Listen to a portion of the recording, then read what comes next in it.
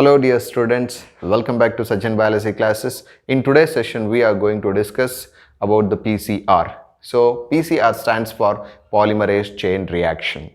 And the polymerase, poly means many, merase means formation.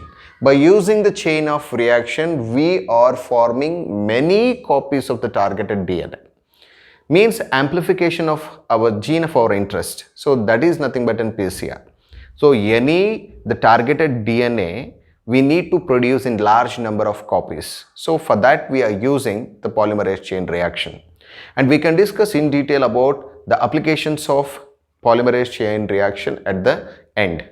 Let us get into the concept then. So here that the polymerase chain reaction, first of all, which is discovered by the scientist called Kary Mullis. So I will write here that what Kary Mullis.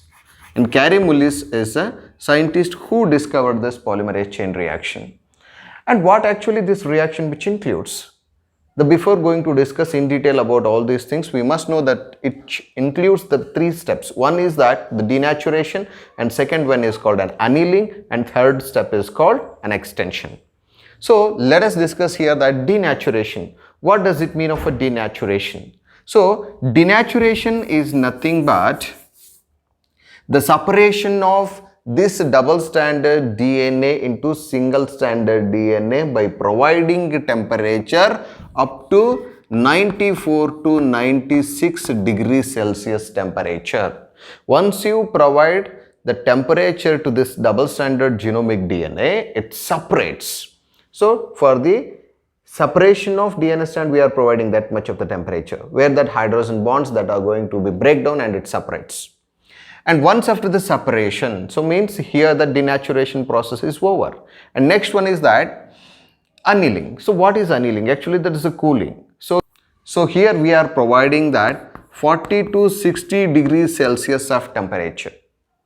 And in this temperature what it happens that already I told you that the polymerase chain reaction actually it is required what? The reaction of this process is required.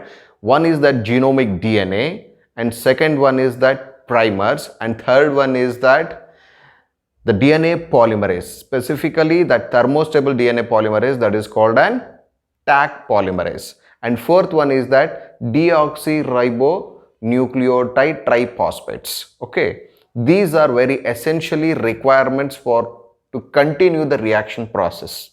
Okay, and here in the second step or in a second event what it happens, so here just we are calling as an annealing. Annealing alli enagutte andre illi primers na ನಾವು ಹೇಗೆ provide ಮಾಡ್ತೀವಿ ಅಂದ್ರೆ, so artificially that we are synthesizing these primers in the lab, and after the synthesizing these primers we are providing. So the primers what they will do, so they will attach us to their each primer end. So once after the attachment of the 3' end, so they will start their reaction.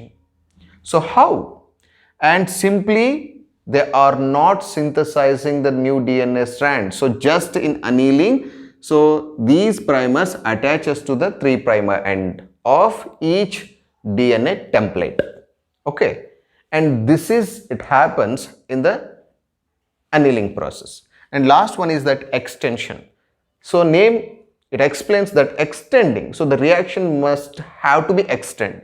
So what actually we need to extend this reaction process? Actually we need that DNA polymerase. So DNA polymerase must have a capability to stable to the high temperature, because again we are rising the temperature up to 72 degrees Celsius here.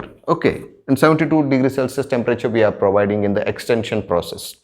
In this extension step what it happens that, so DNA polymerase, so means especially the Taq polymerase, thermostable polymerase enzyme we required. So to extract this thermostable DNA polymerase enzyme, we are extracting from the bacteria called Thermus aquaticus. Thermus aquaticus is a bacteria. From that bacteria we are extracting an enzyme, so that is called an Taq polymerase enzyme. So actually this is a thermostable polymerase enzyme. As we all know that what actually the function of this DNA polymerase enzyme, so just it carries the reaction. So here also it happens the same, and once after providing this DNA polymerase enzyme what it will do, so it binds to the DNA primers. So please understand this. ಈ ಪ್ರೈಮರ್ಸಿಗೆ ಏನಾಗುತ್ತೆ ಅಂದರೆ ಬಂದು bind ಆಗುತ್ತೆ. ಯಾವುದು? D N A polymerase. So D N A polymerase it comes and binds to the primers and starts to extend by using the deoxyribonucleotide triphosphates along with the magnesium ions. And this is where actually that the new DNA, targeted DNA is going to be synthesized. So this is how. And you can see here you may get confused that so here pink colored and this is not colored here. So what actually meaning that here? So this is what the targeted DNA. So just only the targeted DNA we are producing in multiple copies by using this technique.